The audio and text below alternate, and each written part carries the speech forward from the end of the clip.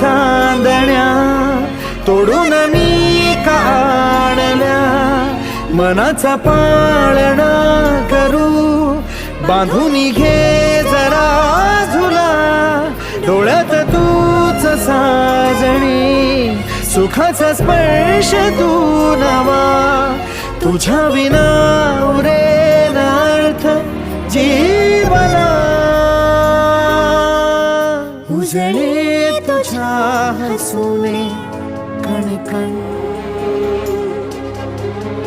अन चंद्र हे हातीचे काकण.